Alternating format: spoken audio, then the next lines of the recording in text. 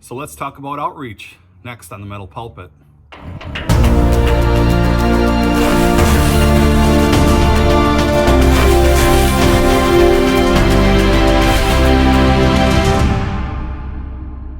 Hey, thanks for joining me for another Metal Pulpit. I'm in my garage because I just had an interesting conversation with my new neighbor.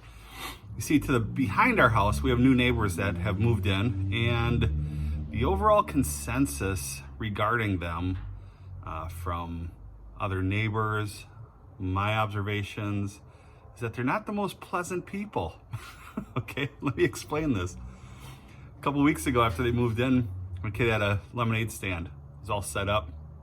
They wouldn't even say hi, wouldn't do anything.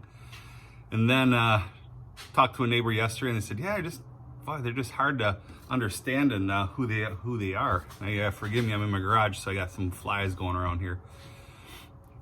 But I went out and tested something today that proves my point that loving people always wins through outreach.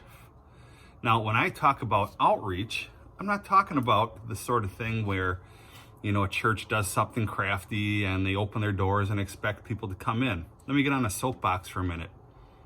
Anytime a church does something where they hype up a program, a sermon series, things like that, and open the door and expect people to come in, that's not really outreach. That's inreach, okay? You want people to come into your place, into your church, with the hopes that they're going to stick around, find Jesus, and all of these things. There are a lot of churches today that are stuck doing inreach. I just sat in on a seminar a couple of weeks ago with the organization Convoy of Hope, and this guy harped on this very thing. And he said, "How many of you churches are doing outreach right now?" Well, a lot of us raised our hands. There's 38 churches represented. He says, "No, not where you open your doors and expect people to come in, but where you actually go out on a consistent basis and do something." I was one of 3 churches that raised our hands and said, "Yes, we do this." You see, with my neighbor, I could have set up a program at the church saying, "Come over, we will do something, blah, blah, blah, come into our doors and we will help you however we need to." Because he's in a fence building project right now, and he's kind of sweating being on time with his yard because his wife just went through a health issue. Mosquitoes, Wisconsin state bird. And so what I said was, if you're in a pinch, man, just let me know. I'll be over in a heartbeat with my grill, with my rake, my shovel, all of that stuff. Maybe my grill too, make a meal for them. And they were very happy. They were very thankful for that. And you see what happened there was just, it paved the way for a relationship. I'm not going to shove Jesus down their throat or anything. I'm going to let my actions preach and do something like that.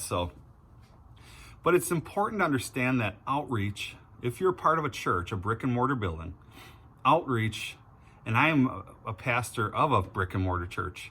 Let me go back to the point. Outreach is not having a Wednesday night program for boys and girls, opening the door and saying, "Come in and be a part of our church." That's inreach, okay? That's bringing people in. And I look at it that way and say, outreach is our ministry that we go out and bring food, clothes, brand new toiletries to people in our community that really need it at the end of every month. Outreach is doing a gas buy down that our church just did. We lowered the gas prices for 3 hours by 15 cents a gallon 2 Saturdays ago, and just serve people at the local gas station. It was a beautiful thing. It was kind of fun because it had our church's name on it, said Radiant Fellowship gave me gas. You see, we have to change our mind. We have to change our focus in churches today. And if we keep doing inreach or trying to maintain a certain look in the building or whatever, it's going to start failing and we're going to start feeling the pinch. Outreach is what we're called to do. Outreach is who we are as Christians. Going to somebody you don't know, reaching out to people you don't know. One of the biggest compliments we got when we did our gas buy down was a family from another church that I knew. And they just simply got out of the car and said, "What's this all about?" We told them, and they said, "Why doesn't our church do anything like this?" And their church is much bigger than ours.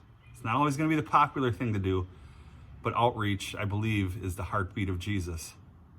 Shoot me your thoughts, your questions. If I'm wrong, correct me. If I'm right, let me know. That's good to know too.